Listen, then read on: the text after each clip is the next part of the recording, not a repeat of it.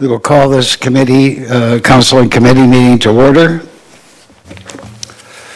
I would like to acknowledge the land upon where we are located is traditional territory of the Haudenosaunee and Anishinaabe people, many of whom continue to reside in our community and add to the richness of our town. Madam Clerk, the roll call. All members of council are present, Mr. Mayor, with the exception of Councillor Zanko. Thank you. I have a few announcements. There is an addendum on tonight's schedule in the Planning and Development Services. Surgeon Maraca will be joining us during the planning presentation. Because of the tragic shooting in Buffalo, I want to read the comments of the mayor. And then followed by that, I'd like to have a minute's silence for the people that we lost. The residents of Fort Erie are shocked and horrified at the senseless shooting of innocent people in Buffalo. The knowledge that the shooter was racially motivated is extremely troubling. There is no place for hate and racism in our societies. We grieve the families of those killed and maimed yesterday and all residents of the city of good neighbors. We all have an obligation to speak out against and oppose the ideology that promote hate, racism, and discrimination. There are close family ties between our two communities, as well as deep friendships amongst our residents and those of Buffalo. In many respects, we are one community, connected by our history, geography, and culture. The type of incident has an impact on all of us on both sides of the border. Could we stand and take a minute's silence, please?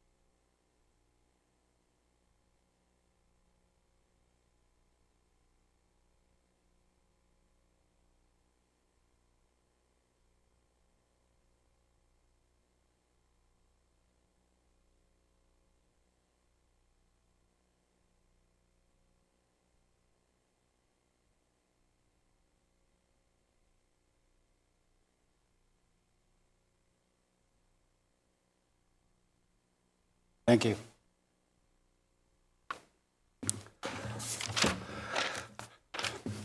Are any declarations of pecuniary interest? Seeing none. The notice of upcoming public meetings, proposed official plan and zoning bylaw amendments, Re-124 Windmill Point Road South, owner Craig and Katie Kuhn, agent Cortex, Susan Smythe, Monday, May 30th, 6 p.m. The information report will be made available on 5 p.m. on May 26, 2022. To participate, residents can attend in person in council chambers, town hall, or virtually via audio, video, web, or telephone. Send an email to Daryl Vanderveen, Junior Development Planner, or call him at 905-871-1600, 2509 for information on joining the Zoom meeting.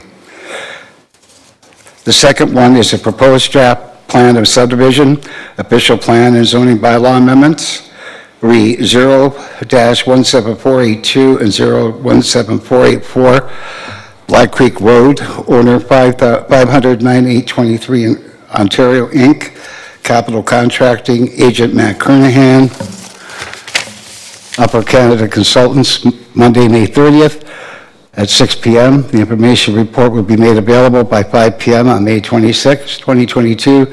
To participate, residents can attend in person in council chambers, town hall, or virtually via audio, video, web, or telephone. Send an email to Anamika Delwaria, Senior Development Planner, or 905-871-1600. extension 2507, for information on joining the Zoom meeting.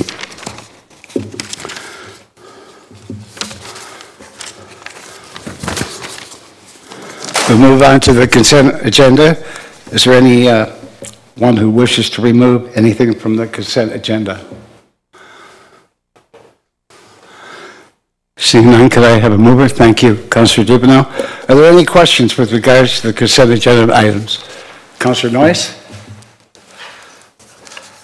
Thank you, Acting Mayor. First, my question is about PDS 32-2022, the award of the contract for the backstop replacement at AC Douglas Park 1 and United Empire Loyalist Road Park. I'm glad to see this is moving ahead. I'm glad to see the timeline is June 10th. I'm just wanting to know about the locates. Will they be done, or will that delay? Because that's less than a month away, and I know that Alex has an answer. Mr. Mayor, to the Councilor, the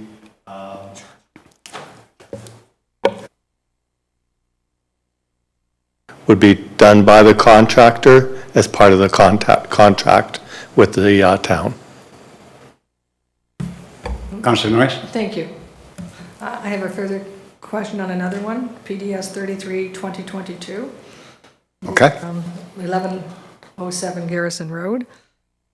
Basically, I'm wondering if that restaurant, is that restaurant a drive-through? I'm just trying to look at the picture. Trying to remember. You directing that to Mr. Hurlovich? Yes. Mr. Hurlovich?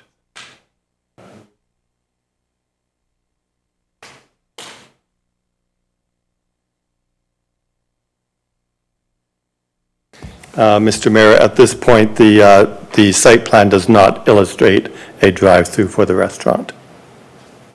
Thank you. And I have actually a comment on, not on the drive-through, but in the comments made about parking, sharing parking, because the number of parking spaces is reduced for what the requirement would be. Would that, and the rationale was given because they can share with the restaurant and the commercial. But I would think that when people come home at 5 or 6 o'clock or whatever, and that there's going to be a tight fit, and I hope parking does not become a problem in the future. And the other question I had was about there's no minimum, I understand, or there's no minimum in regards to the per unit square footage. Are we now, I know we passed something a few weeks ago that we're no longer kind of dictating the minimum for apartments. Are we now using the provincial guidelines for the size of the buildings? Mr. Mayor, yes, to the Councilor, the Ontario Building Code would dictate the size of the unit to meet minimum standards. Thank you. Councillor Noyes? I did have another question. Hang on. IS 14-2022. Nope, the wrong one. CS, nope, that's the wrong one too.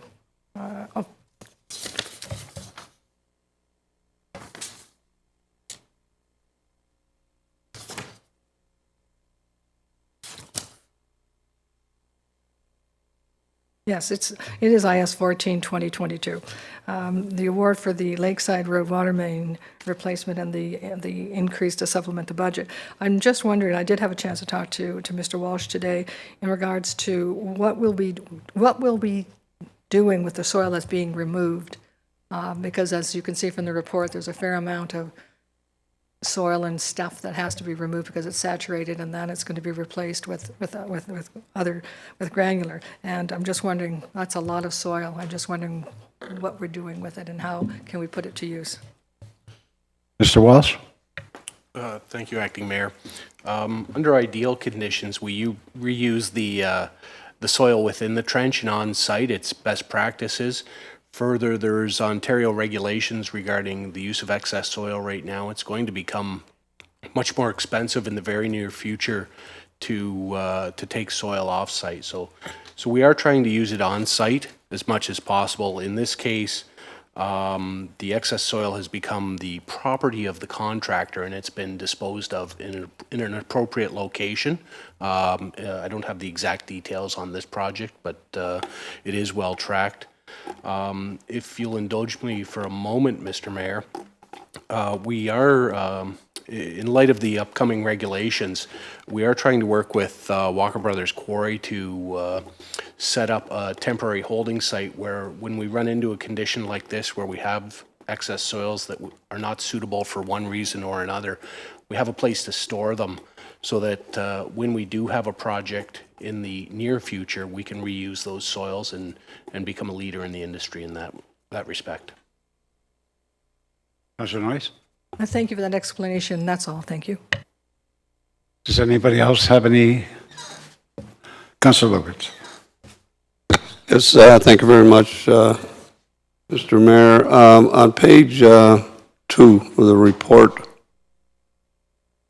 1, 2, 3, fourth paragraph, last line, it says that, and maybe I can get some explanation, it says that the rear portion of the property will maintain the existing urban residential designation, and it goes on to say that it'll be rezoned. What's the difference between maintaining the urban residential designation and rezoning? Mr. Herlovich? Yes, Mr. Mayor, to the councillor, the official plan designation, the rezoning is to facilitate the size and number of units of residential on the rear part of the property. So it's still going to maintain its R multiple to RM2 designation? Yes, but they need specific changes to accommodate the additional height. Instead of being 2.5 stories, the zoning will allow for 3.5 stories, and they recognize the front yard depth of 4.75 meters instead of the 15 meters. And then lastly, there's a requirement of 11.5 meters or 11.16 meters instead of 12 meters for maximum building height. Okay, thank you. And speaking of building height, in the chart that you have on page 8, I'm a little confused as to it's required, the zoning is required 2.5 stories, which would be 12 meters, but they're proposing 3.5 stories, and it's less than 12 meters, it's 11.16. How can you go an extra story and go less height? Well, yeah, well, 12 meters is 40 feet, so I expect 2.5 stories would be well under 40 feet in any event. It's the way in which they've designed the building. They've designed it at a lower height. Okay, so even though they're going 3.5 stories, they're still going to be less than what's required. Correct. Okay, and then going back on page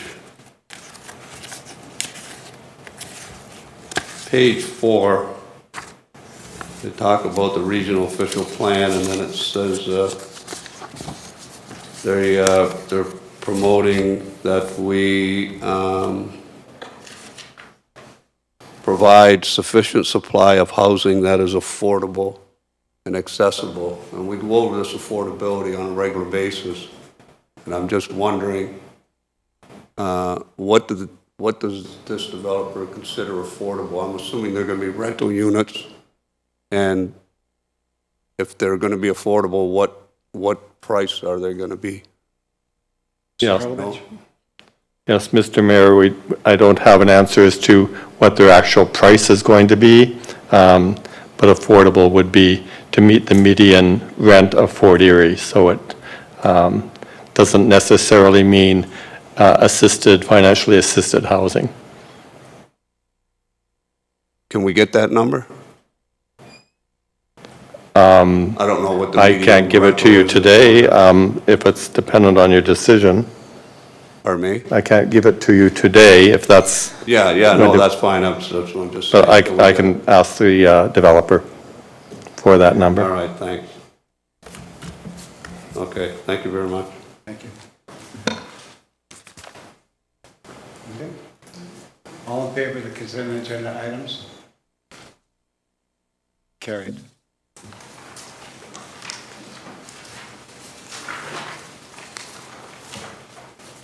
So that takes us to Planning and Development Services.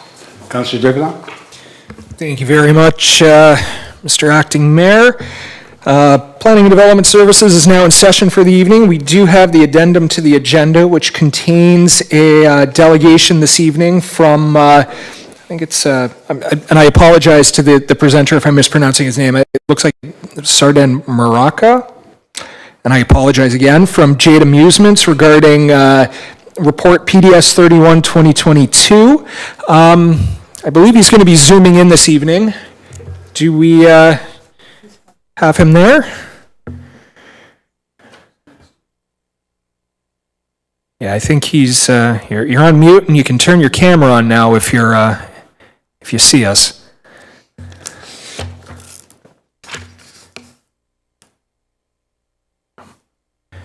I'm wondering if he, he unmuted. Hello, can you hear me? Yes, it certainly can. Good evening. How are you doing? Oh, I'm doing fine, thank you. I'm not really much for Zoom. This is my second Zoom call last 3 years, so I'm not really. And I'm sorry, I don't have a video camera on my computer. No, that's fine. I was going to ask you, could you just pronounce your name for me? I apologize if I pronounced it incorrectly. No worries, everybody butchers it. You can call me Serge. It's pronounced Serjan, but you can call me Serge. Okay, I think I had it pretty close, so Yeah, pretty close. Yeah. very good. So go ahead with your presentation this evening. Okay, thank you. So I want to be there in person, but I came down with something last Saturday evening, so I didn't want to come there. I'm kind of sort of self-isolating, so that's why I decided to do the Zoom meeting instead of being there in person. So I want to give you some background.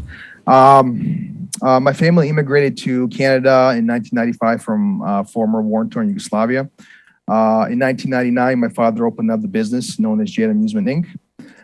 What we do is we equip different venues like bars, restaurants, bowling alleys with different kind of amusement machines like pool tables, arcade games, jukeboxes, and we do revenue share.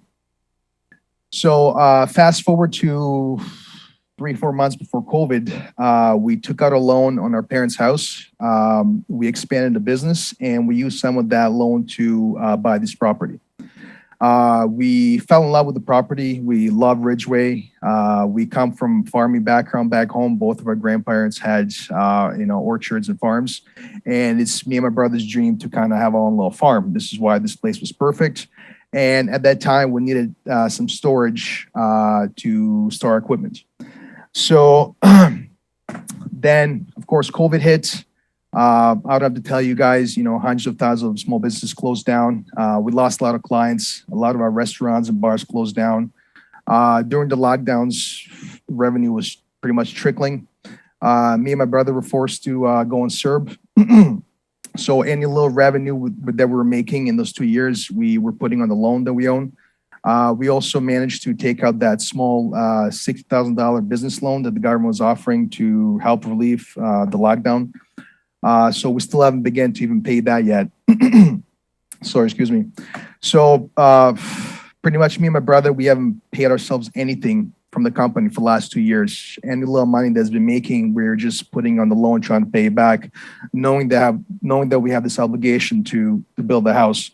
Also to make things worse, during the COVID, I broke up with my girlfriend. I couldn't afford the rental, business being down, so I had to move in with my parents. So I'm that cliche of a 40-year-old man living back with his parents, unfortunately. So as it currently stands, with everything open up, our revenue is below 40%. We're still trying to acquire new clients to expand our business again. We're trying to pay back some of the loans that we have, including the $60,000 loan that we have from the government. I'm just in the process of getting a second job. I just finished my trucking license this Friday, so I'm going to start driving a truck for the next several years, trying to expedite the process. So, in a nutshell, just the 2 years to build the house as it was proposed by the by the planning committee. I'm not sure if I got that right. It is just financially impossible for us right now. We asked for 5 years, if possible. We are willing to give the $10,000 deposit for the building permits as requested, and we're also are willing to ask for no further extensions.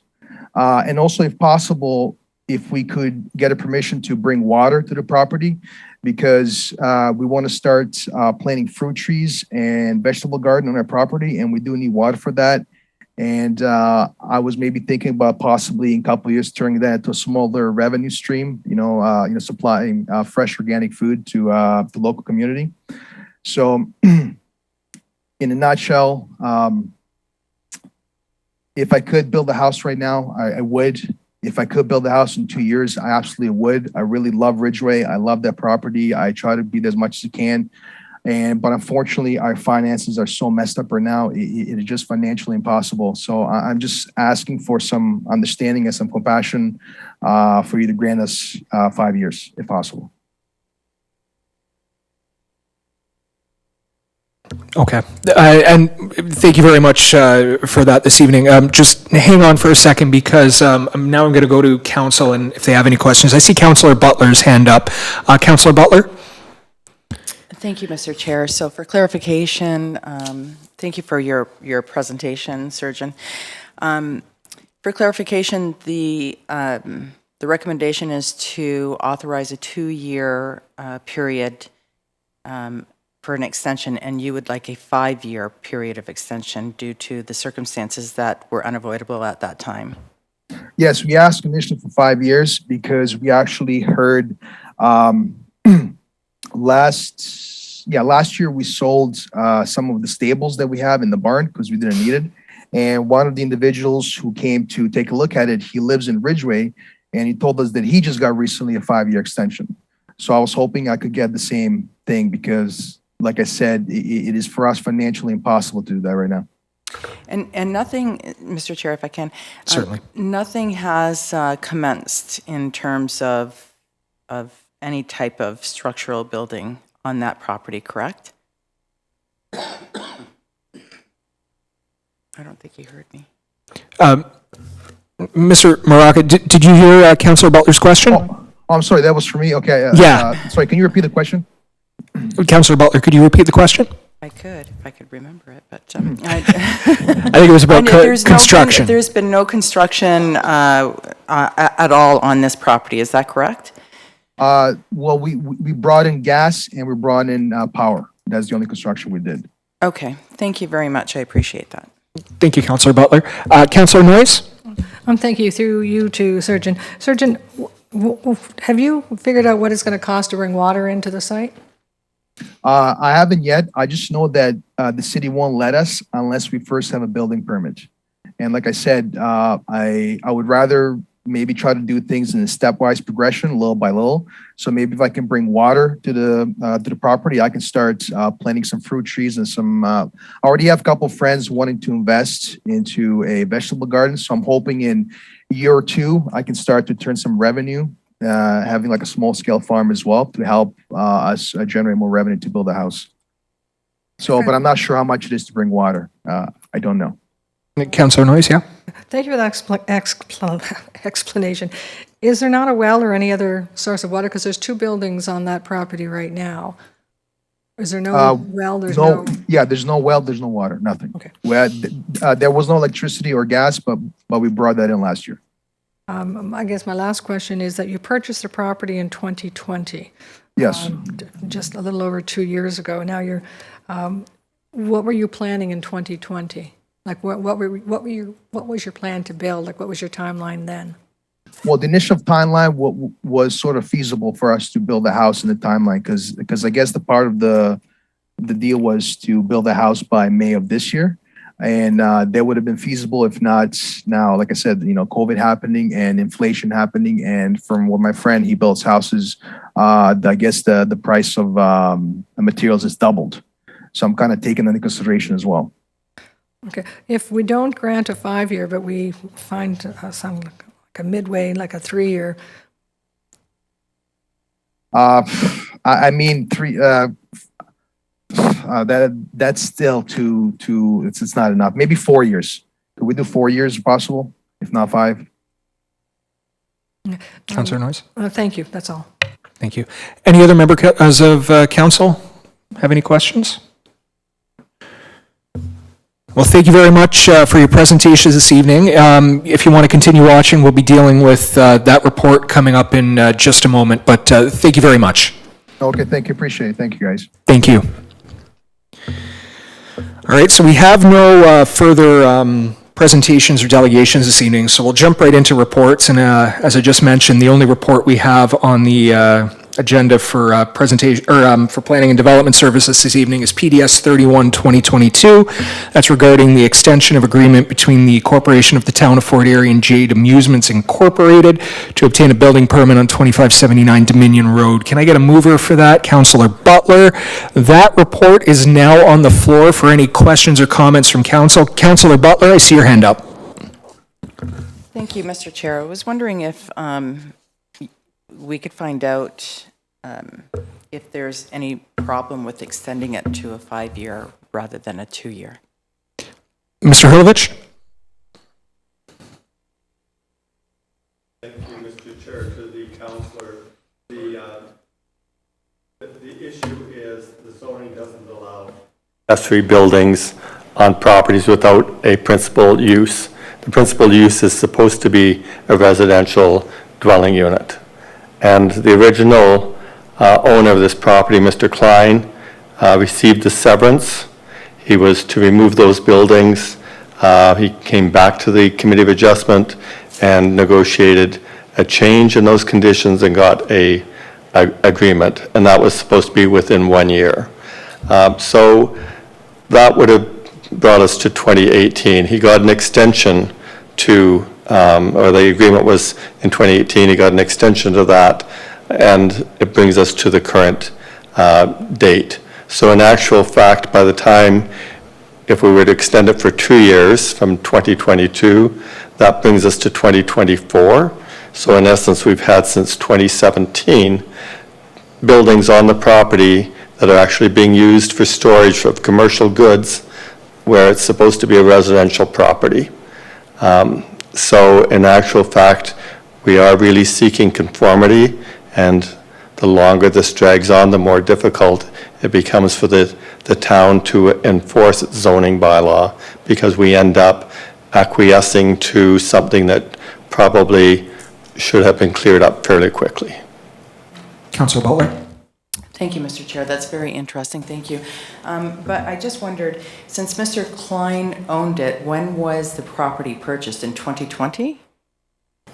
Through you, Mr. Chair, the current owner, Surgeon, purchased it in 2020. And so those accessory buildings that Mr. Klein had come to get a variance or approval to keep it for a period of time, was that his responsibility to remove it prior to the sale of the property? Mr. Hurlovich? No, yes, again, Mr. Chair, no, because we had an agreement between the town and the owner, Mr. Klein, that he could keep those buildings until he built a house. Well, not until, so once he built the house, the accessory buildings would come into compliance with zoning. And so that agreement was still in place when the current owner purchased the property. So, Mr. Chair, if I may, does that agreement then transfer over to a new owner? Is that an automatic, or does In this case, Mr. Chair, it does transfer. Okay. It's registered on title, and it goes with the land and not the property owner. Okay. Thank you very much. I have some comments. Certainly, Councillor Butler. My comment is that COVID has not been generous to anybody over the past couple of years, and recognizing the fact that the accessory buildings may be storing some commercial goods. There are lots of residential areas that are storing commercial goods. I don't know that I have a significant problem with respect to that, as long as it's not all over the property. It doesn't seem to be. I Googled the location and took a look at the aerial. It seems to be nice and tidy. I understand just his expression, and you could hear it in his voice, that he wasn't too confident in his ability to be able to take on the financial responsibility at this point and working towards a solution for him. And God knows that we should be able to be a little bit flexible for all those individuals that are coming out of such an unfortunate situation during the past 2 years. So I'm inclined to grant him 5 years, but I am okay with anybody wanting to shorten it to 4 years. Thank you. Councillor Butler, did you want to move anything, or did you want to hear comments from council first? It sounded like you may want to move an amendment to this. I do want to move an amendment, but I would like to hear from members of council before I do that. Thank you. Yeah, and in that case, Councillor Butler, I'm going to go to Councillor Noyes right now. Thank you, Councillor Dubanow. I understand, particularly in the business that this gentleman was in, amusement, all the fairs and everything else was canceled for 2 years, and it's not something that you could have predicted when he probably purchased a property in 2020. However, big however, I think 5 years is too much. I would rather see a medium of 3 years. In 3 years, he can always come back, I guess, or, well, I guess it says he can't. But give him a 3 year, and in regards to his water, I would say no, because I think that really opens up a lot of doors. I've had many people ask to be for farming purposes and their gardens to allow water to come. There's other avenues he can do with a cistern and et cetera, that he would not need to bring the water into his property. So I would say no to the water. But I would ask for 3 years. Maybe a compromise is 3.5 years, but so I would move for 3.5. Did you want to move that, or did Councillor Butler want to move that? I had a thought on that as well, so if someone wants to move the amendment, I may have something to add to that. I see Councillor Lubberts' hand up. Yeah. Did you have a question, or was there something you had, I was just Councillor? going to comment to what you said about the amendment, but I'd be happy to move the amendment once everybody's finished speaking. Councillor Lubberts, did you have a comment? Yes, thank you very much, Mr. Chair. Just a couple questions. When the gentleman purchased the property, the agreement to have the accessory buildings come down once the house was, they're going to take the accessory buildings down once the house is built, or they're going to leave the accessory buildings there? I think they were going to leave the accessory buildings there once the house was constructed, because then the zoning would come into compliance. But Mr. Hurlovich, could you clarify that for us? I'll just confirm your statement, Mr. Chair. You are correct. Thank you. Councillor Lubberts? So he purchased the property knowing what the agreements were? Well, the agreement, again, Mr. Chair, was that he build a house within a period of time. Yes, so now his problem that he's having now is after the COVID pandemic is over, now that it's over, prices have gone crazy, and it's a little difficult to put the financing together. And is that financing the problem with the bank, or is it? That I don't know. Yeah, I don't My think we problem have. is if he's having, I don't see that prices are going to be coming down anytime soon.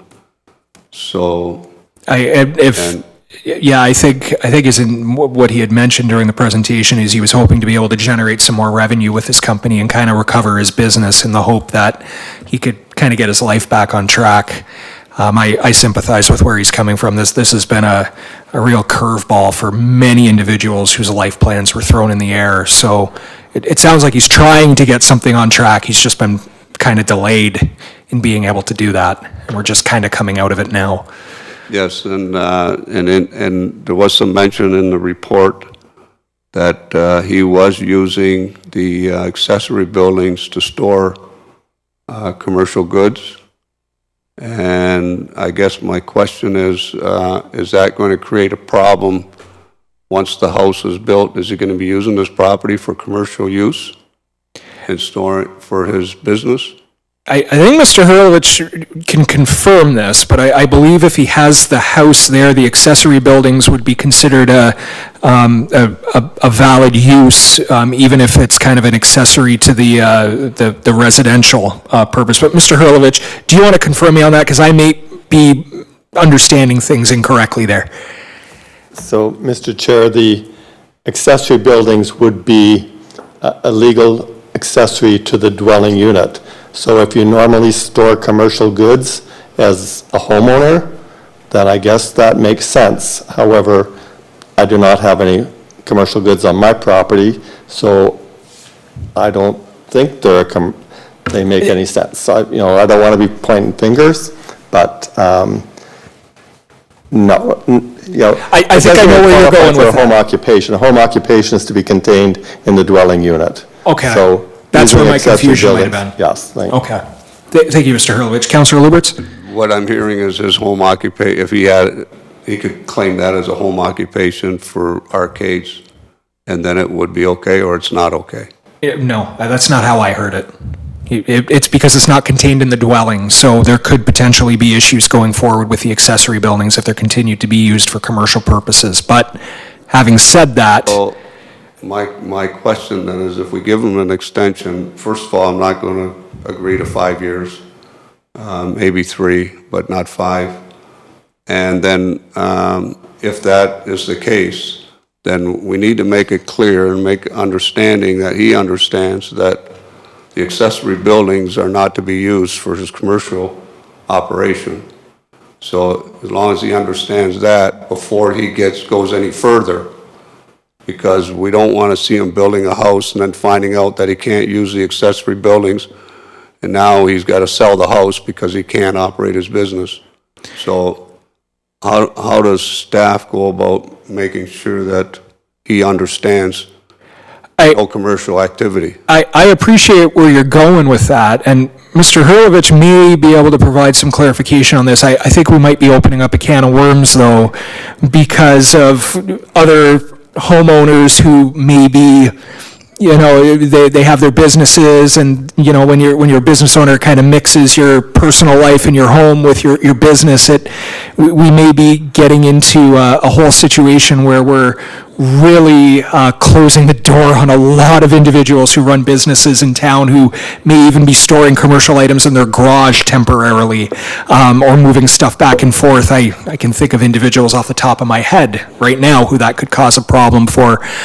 I know where you're going with that, and perhaps we can express that to him that, it's not to be used for commercial purposes, but Mr. Hurlovich, is this something that we could express to him, just confirm with him the zoning of what the property and what could be used once the dwelling is constructed, just so that there's no question if this comes up in the future?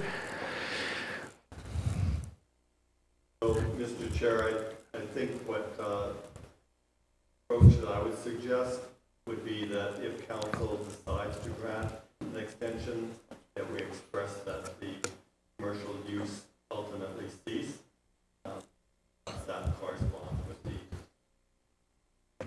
Okay, thank you, Mr. Hurlovich. Does that answer your question, Councillor Lubberts? Yeah, I understand, and I understand where you're coming from, Mr. Chair, but home occupation is commercial, and as long as you're doing all your business and containing all your material in your home, then it's okay. But you start bringing accessory buildings onto your property and start using those for commercial uses, that's where you're breaking the line.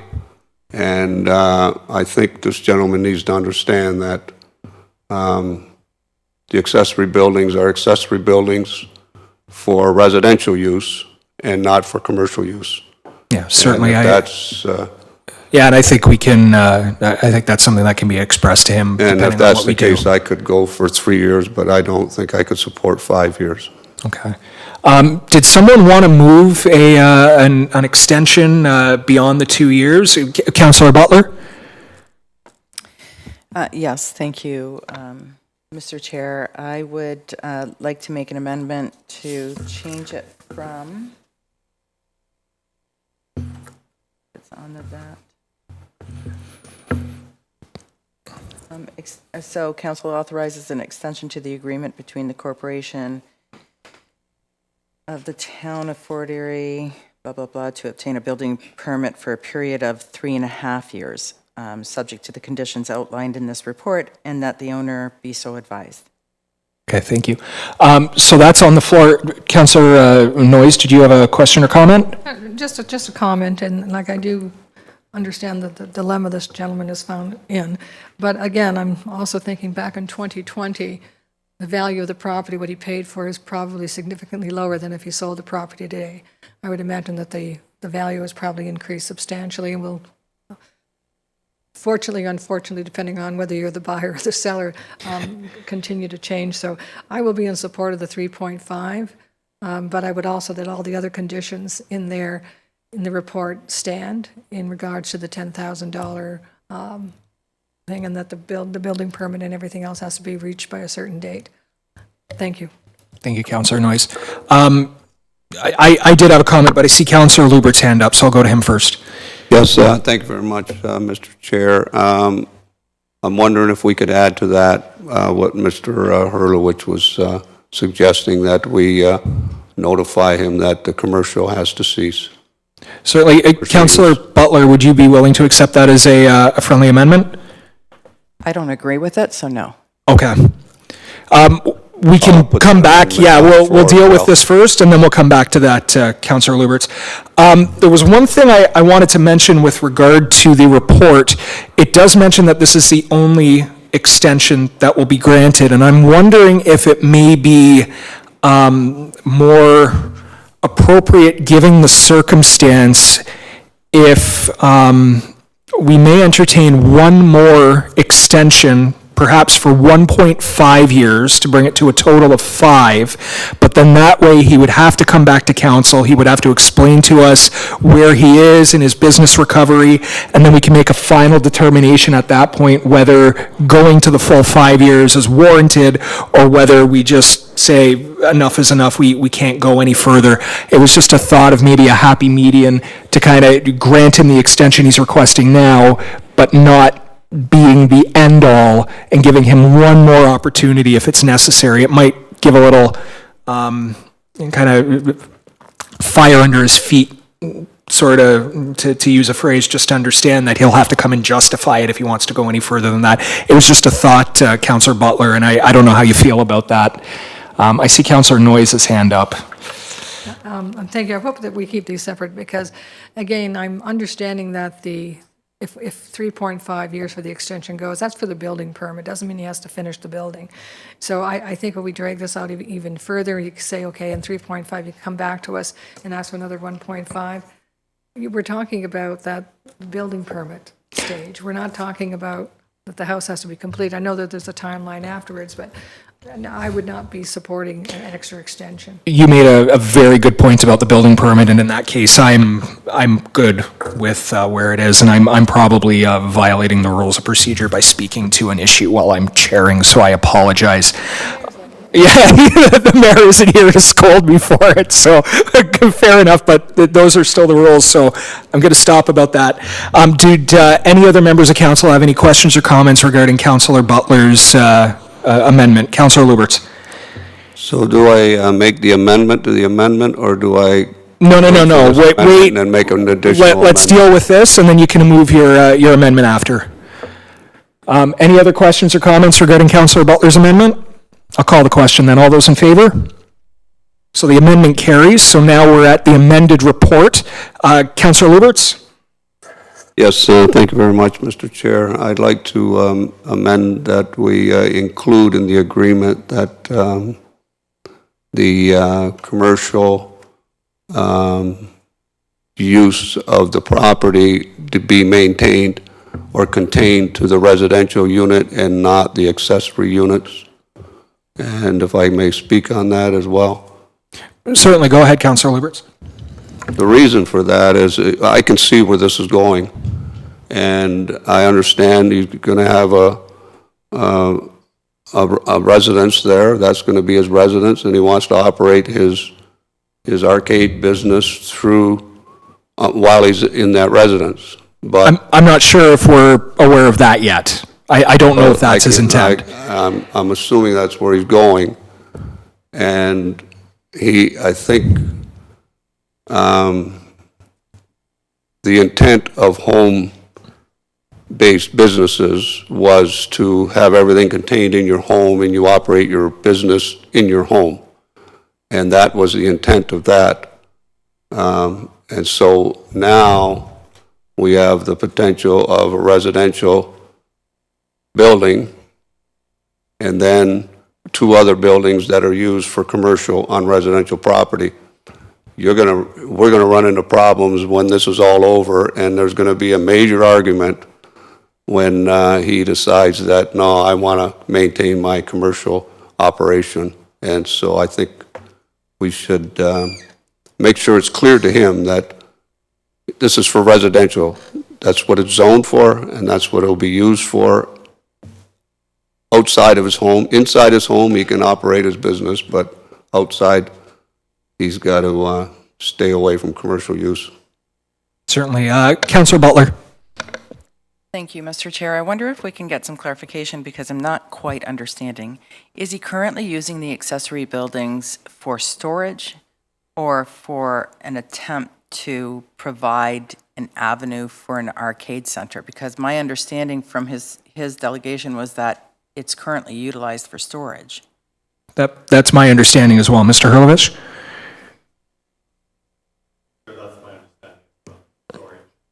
Certainly. Thank you. Thank you.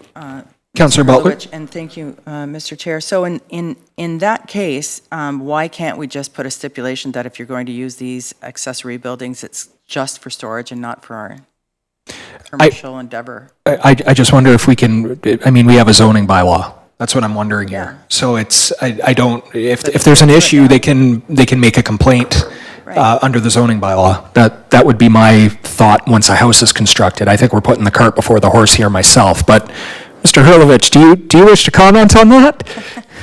You're getting up and down, and I apologize. Hi, Mr. Chair. I'm not quite sure if I understood the question. So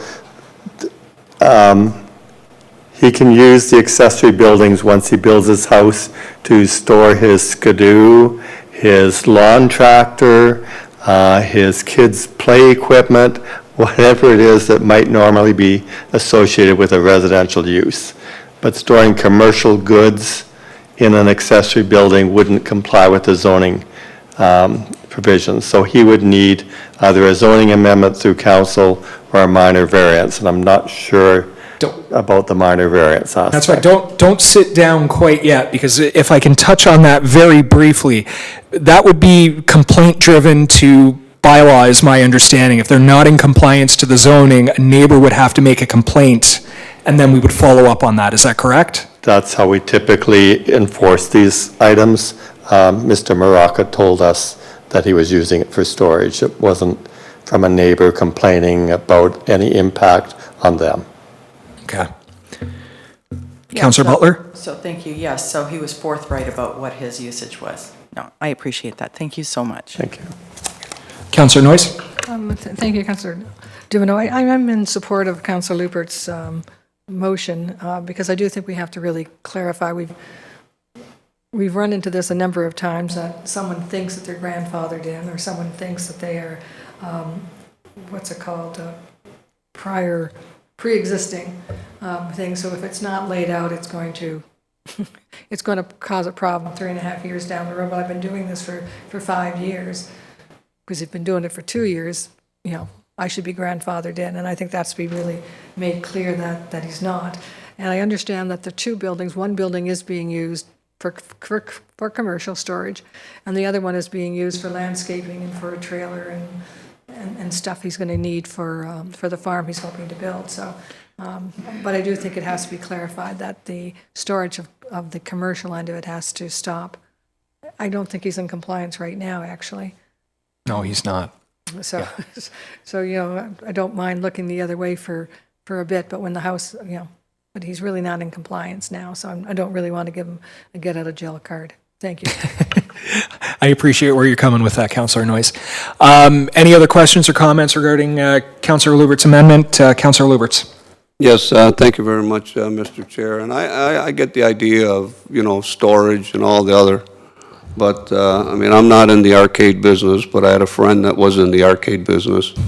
And they didn't need much of a shop, just a small building where they could set up a bench, bring in their units, their arcade machines or whatever machines they needed, and repair them at their site. Now, mind you, his site was not at his residence, it was at another property. And so I can see that that's where this is going to end up. He's going to end up with an accessory building with a bench, and he's going to bring in his equipment, he's going to be repairing them there, and he's going to be operating commercially, and I can see it. So we need to make sure that he understands, and then maybe he can reconsider, maybe sell it and do something different, but I think we need to make it clear to him that this is residential and not commercial. So, Councillor Lubberts, just clarify to us what exactly your amendment is. Are we notifying him that he can't use the accessory buildings for commercial use, or is it your intent to notify him that he has to comply with the residential zoning upon construction of a residence? Yeah, he would have to comply with residential zoning, so my motion is that he be notified that needs to cease and not to continue using the property for his commercial business. The only reason I asked for clarification, Storage. yeah. But it's commercial equipment. And I just retired a few years ago, and my boss had to buy a building so he could store our material off-site on commercial property, and not in his residential. But he was allowed to have a sign in front of his house, right, advertising the company. But storage and stock and everything had to be on commercial property. And I think we need to be awful careful of what we're doing here. No, I appreciate that, Councillor Lubberts, because there are exceptions and certain things that are permitted on residential, even if they're considered commercial, and that's why I was going with that, but I know where you're going with this. Any other questions or comments from other members of council before we vote? Quickly, Councillor Noyes. Whatever decision we make today, will this be untitled then? Mr. Hurlovich, is this going to be registered on title? Mr. Chair, yes, it will be. Thank you, Mr. Hurlovich. All right, I'll call the question then on Councillor Lubberts' amendment. All those in favor? Opposed, if any? So that carries.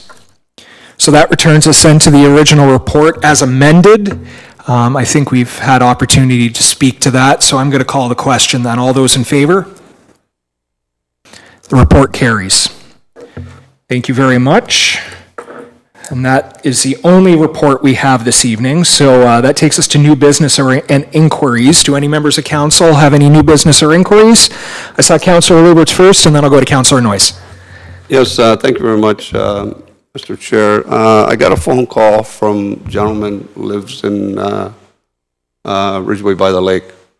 And there's some concerns at the Crystal Ridge Park with the tennis courts and pickleball courts. And I explained to him it was my understanding that when we put in the tennis courts, the pickleball courts were phase 2. They were the second phase of the development. And so to accommodate the pickleballers, we painted the lines in the tennis courts for pickleball.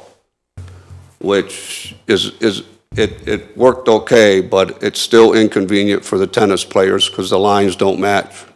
And sometimes there's a little discrepancy as what's in bounds and out of bounds or whatever. I don't know much about it because I don't play the games, but this is his explanation. And I understood that we were going to do this temporary.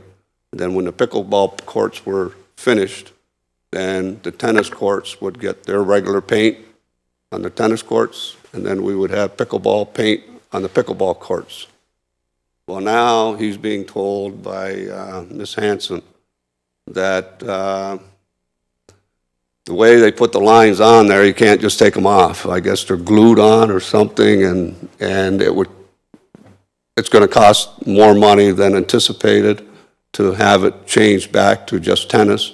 And in order for us to do that, it would have to come to council for approval to spend the money to have it changed.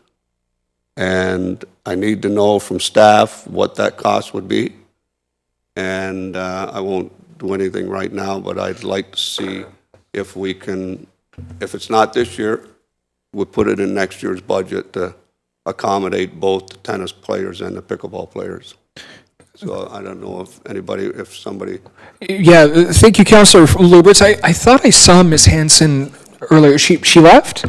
Mr. Hurlovich, is this something that we can relay to Ms. Hanson and perhaps can provide some information to council on this? Yeah, so it would be a typical action coming out of council referred to staff. Okay, yeah, even a memo would probably, rather than a report, just an inquiry that gets added to the agenda, that's probably would be suitable for Councilor. Is that good enough, Councilor Lubberts, just to... Have a report, because if Okay. if there's maybe suggestions that we have to amend the budget or whatever to... Actually, that might make sense then submit a for, report, if and then they're, yeah, if decide it's what- involving the finances, a report might put it in make more sense. Next year's budget, whatever we have to do, but... Mr. Chair, for the councillor, understood it, there were tennis courts installed in Crystal Ridge Park. They were striped for tennis players, striped for pickleball players. They were suggesting that we remove the pickleball stripes. Courts were yet built, or are they built? I'm assuming that they're ready for use, yeah. But if they're not, then don't do it right now. Do it when the pickleball courts are in use and they're operational, then the lines are removed from the tennis courts. Excellent. Much appreciated. Okay, thanks. Councilor Lubberts? No, thank you. That's all, Mr. Chair. Thank you. Councilor Noyes?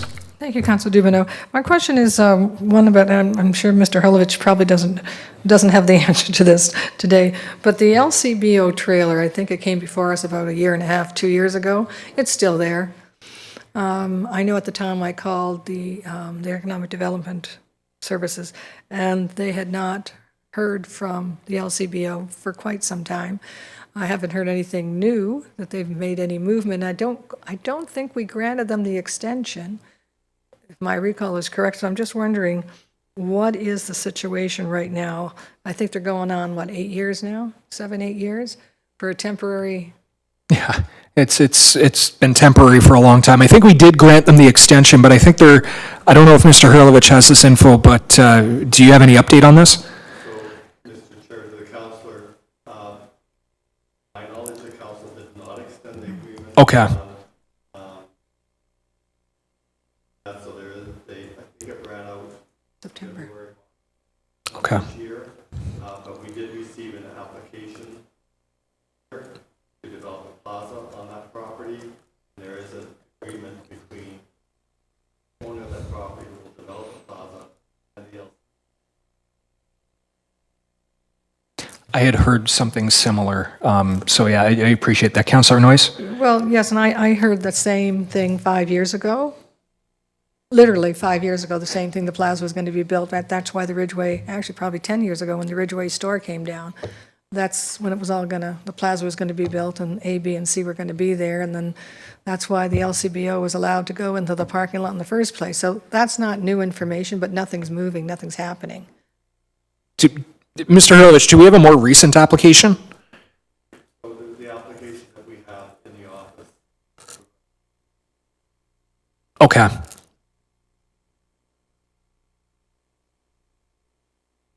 Okay. Councillor Noyes? Just, again, I'm glad something's moving there. Unfortunately, it's not the LCBO trailer, but what time frame are we looking at? Then they were supposed to move already. They're not supposed to be there.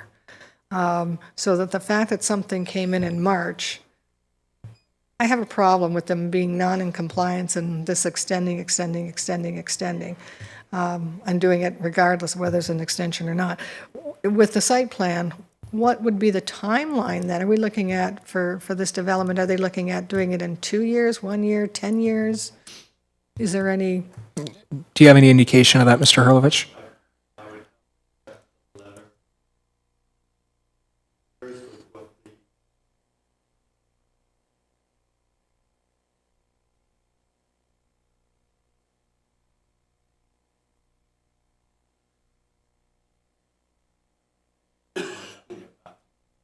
Okay. Is that something he can get back to you on? No, well, he can get back to me, but again, the problem remains with the LCBO. It's wonderful that the plaza's going, but I'm not buying that that's why the LCBO, to me, that's not a, yes, you can stay, because 3 years or whenever down the road, there may be a home for you. They had ample opportunity to find other commercial areas and other businesses that were, there were spaces available for them. They're just waiting it out. So I would like to know what we can do to the LCBO to put them in compliance, regardless of the site plan. I mean, like I said, if they want to move into that plaza when it's finished, wonderful. But in the meantime, I'm not going to give them a carte blanche to stay where they are. They shouldn't be there. They shouldn't have been there for the last 3 or 4 years. So I'm not prepared to extend it.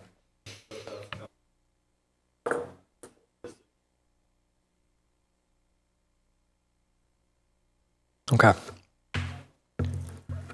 Thank you, Mr. Hurlovich. Any other members of council have new business this evening? I'm going to go to Councillor Butler before I return to you, Councillor Lubberts. Councillor Butler.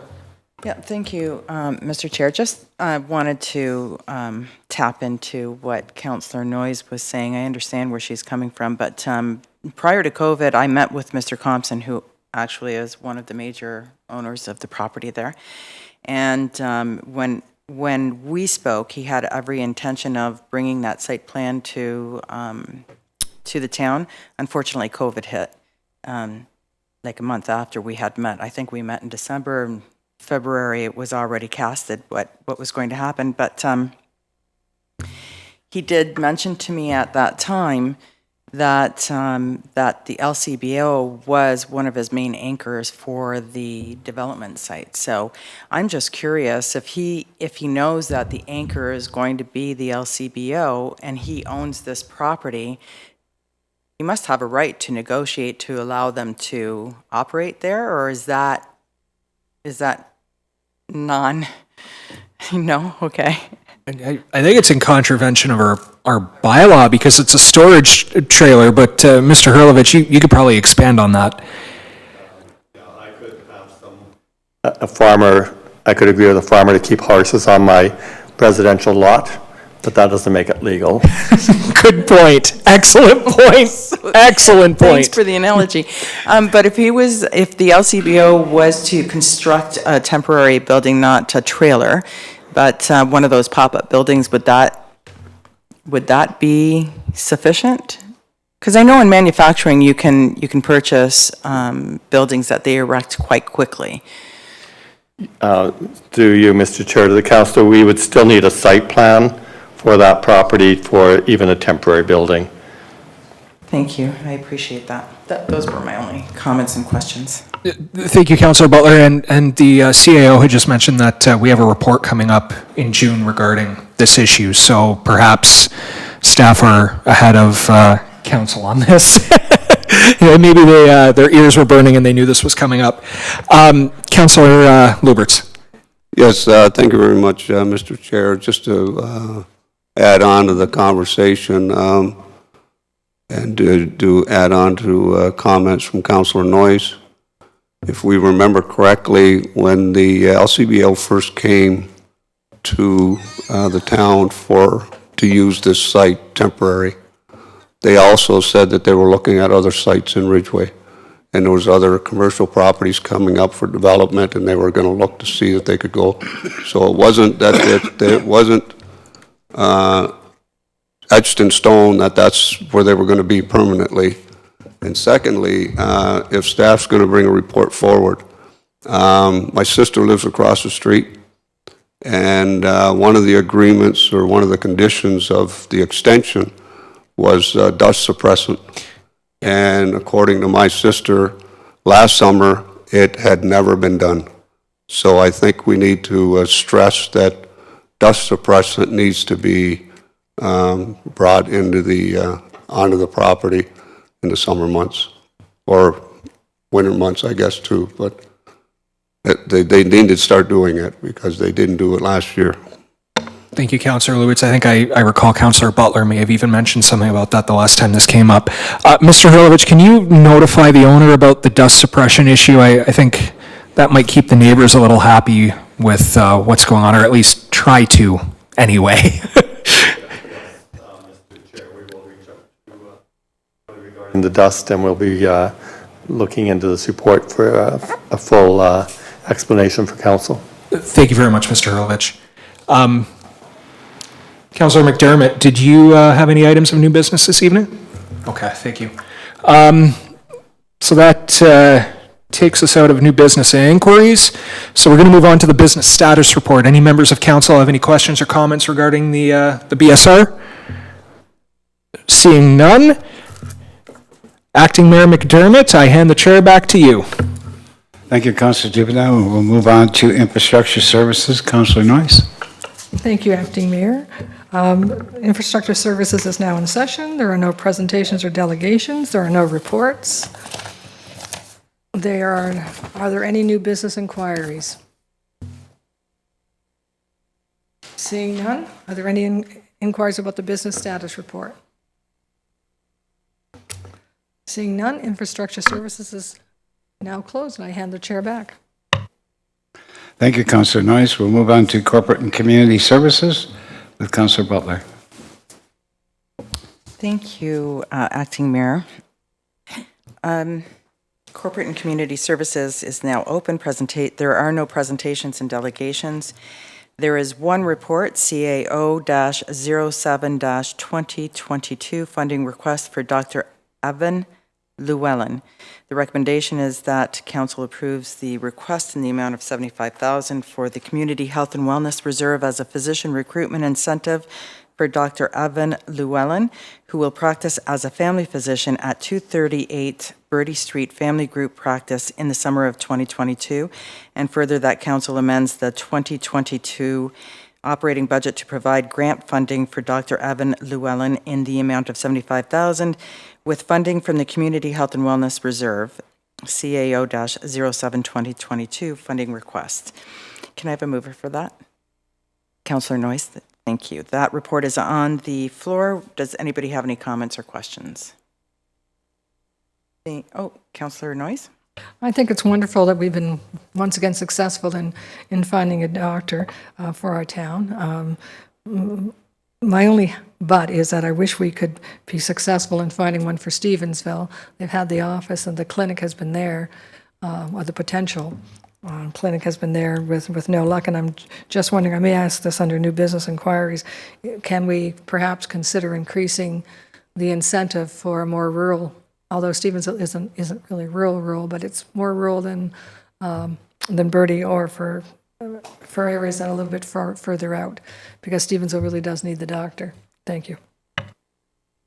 Thank you. Any other comments or questions? Seeing none, I'll call the question. All those in favor? That passes. That brings us to new business and inquiries. And Councillor Noyes, did you want to make a motion for that and ask for, what's that term? When you ask for? Yeah, if she's going to ask for a further report, it does need to it needs to be voted on by a majority of council for that direction. So you can ask for a further report, and it would need to be voted on by the majority of council. Yes, thank you. Yes, I'm just wondering, again, because we've been very successful in some certain areas of town, but not in areas like Stevensville. So that, is there a way that we can increase the incentive for areas like Stevensville for physician recruitment? And I guess it's a report, but I'm not looking for a great big long lengthy report, just there's pros and cons, I'm sure, for everything, but whether that can even be considered as a possibility. So in a bit of a memo rather than a report? Certainly, if you'd like to put it through just as a response to inquiry, Okay. that would work just as well, and it would be less work. That would be fine, just a response to the inquiry. Does that need a vote as well? Or no? Okay. Okay, so that doesn't need a vote. Thank you very much. Any other, Councillor Dubanow? Yeah, thank you very much, Madam Chair. It's more a comment about the border situation. The clerk just sent out something from the City of Niagara Falls, and it had some correspondence from the public bridge authorities, both in Niagara Falls and Fort Erie. And I wanted to touch on this because there's an interesting situation. There was an ArriveCan update that happened on the 15th that changed the way travelers have to enter information. And in this letter, and this is my understanding, which is correct, as of April 25th, the federal government no longer requires a quarantine plan for entering Canada.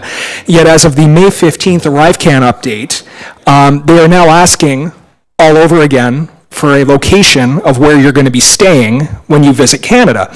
And the problem with this is that, sure, it might work well for a flight. You know, someone who flies into Canada, obviously they're not going to be leaving the same day. It is incredibly naive and asinine, in my opinion, to request an address where you're staying when we have visitors who visit the Niagara region. They come here for the day. They may not have an address where they're staying. They may be coming to Victoria Park or Queenston Heights. What do they enter for that? And I'm growing very frustrated with a federal government that does not seem to have a clue on how the land border works and how this affects our local economy. And if you hear my voice raising right now, it's because that's how angry I am with how tone deaf and how inept this appears. So I've got my motion coming up on May 30th. I am definitely going to be bringing this up. I'm hoping that the clerk had sent an email out regarding this letter, and I hope council has an opportunity to read it and my response to it. But this is getting ridiculous. It's 2022. I saw an article today, Florida's tourism economy has now recovered beyond what it was prior to COVID. And that shouldn't surprise anyone. People are desperate to go out and enjoy life again. And this is going to be the summer where we should be cashing in on that here in Niagara. And we seem to have a federal government that does not care about our tourism and our hospitality sector, and the fact that 50% of the visitors who come here and spend money in our local economy come from the United States. And I am frustrated, and I've had enough of this, and I apologize for my anger. I'm going to calm myself down. But if you hear the frustration in my voice, it's frustration that is also being expressed by business owners, by families, by people all over this region. And I think it's about time that we have more than just the mayor of Fort Erie and the mayor of Niagara Falls expressing how important this is. It's time for the regional chair to step up. It's time for regional council to step up and do their job and defend our tourism and hospitality economy in this region and the 40 to 60,000 people in Niagara who rely on this to feed their families. Enough is enough.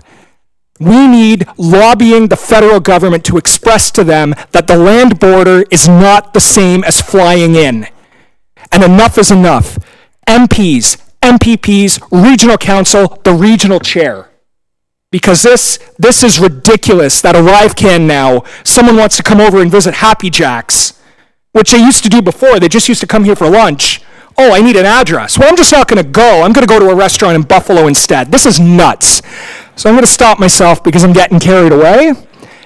but this is a very real issue. It is affecting our businesses, it is affecting our families, and if you think I'm animated right now, just wait until my motion comes up on May 30th. So thank you very much, Madam Chair, for indulging me and the rest of council. Thank you. No problem. I don't agree. You weren't angry. You were just passionate. So you might want to consider in your motion, just as a suggestion, that residents of Canada can't go on via rail unless they're fully vaccinated.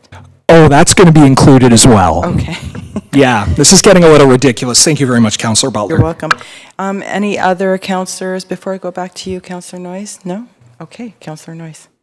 Thank you, Councillor Butler. I've just been reminded that a while ago, we had Family and Children's Services made a presentation to us about lemonade stands, and they're hoping that there would be some places in Fort Erie that take them up on their offer. And I understand from a recent email that I just got a few minutes ago that there has been no take up on any of this.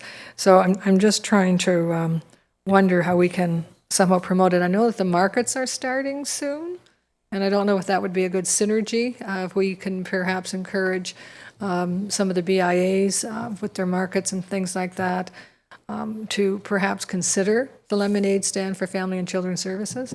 And I don't know whether, again, it's not us doing it, but I don't know if we can somehow communicate this to the various organizations that this is something that they're looking for to raise funds.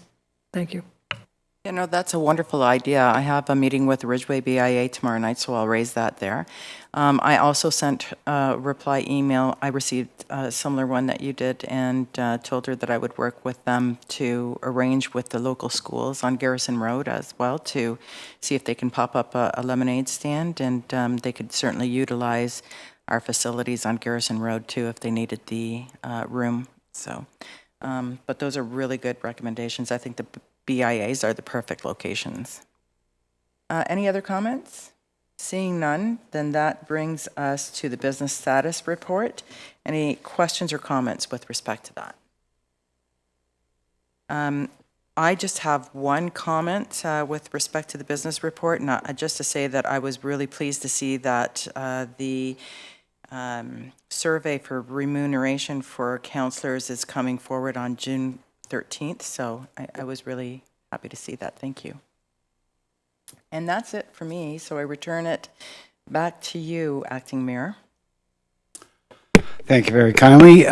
We'll go to scheduling of meetings. Councillor Dubanow. Thank you very much, Acting Mayor. We have a Fort Erie Public Library meeting tomorrow at 4 p.m. It will be hosted at the Crystal Ridge branch, normally around Centennial, but we're making the rounds, so that's going to be a meeting at Crystal Ridge. Unfortunately, I won't be in attendance because we also have at 5 p.m. tomorrow a Community Healthcare Services Advisory Committee meeting as well, and that's at 5 p.m. I'm going to double check that just to see which room it's in. My apologies, Mr. Acting Mayor. That's in Conference Room 1 here at Town Hall. And I'm also looking the following week, because we don't have a council meeting next week, so just... Nope, that's it for me. Thank you very much, Mr. Acting Mayor. Councillor Butler. Thank you, Mr. Acting Mayor. There's three things that I'd like to bring up. First of all, I was wondering if it would be at all possible for the town of Fort Erie to go half-mast in honor of the victims in Buffalo throughout the weekend.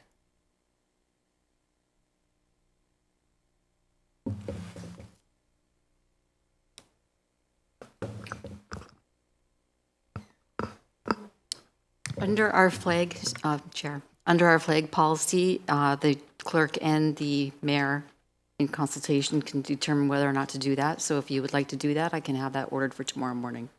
Thank you. We'll do that. Thank you. Thank you. And I needed to bring to everyone's attention that the Communities in Bloom Committee has resumed meeting. And because of COVID, the activities had been limited. However, for 2022, it is now being designated as the Year of the Garden nationally, and Fort Erie is participating. So The Fort Erie Communities in Bloom are going to plan a community-wide garden tour for July 23rd and 24th from 10 a.m. to 3 p.m., and there will be 12 beautiful homes that will be showcased throughout the community. Tickets are being sold at several local clubs, and proceeds will benefit their individual organizations. The cost is $10 per person and will include light refreshments at a new local restaurant to help in its promotion as well. So if you can assist by buying those tickets, it would be most welcome. And lastly is the Ridgeway BIA Farmers Market, which starts up this Saturday, May 21st, on Victoria Day weekend, and that begins at 8 a.m. in the morning. Thank you. Councillor Noyes? Thank you, Mayor. There is on the 25th of May, there is an Infrastructure Services Subcommittee meeting at 3 p.m., and then on May 31st at 4 p.m., there's the Accessibility Committee meeting. But, anyway, that's in room 1. Anybody else? And we'll go to Councillor Dubanow for what he does best. Thank you very much, Mr. Acting Mayor, and I'm going to guess I'm not going to get to call you that again for the rest of the term. I'd like to move that council and committee adjourn at 7:28 p.m. this evening. All in favor? Carried.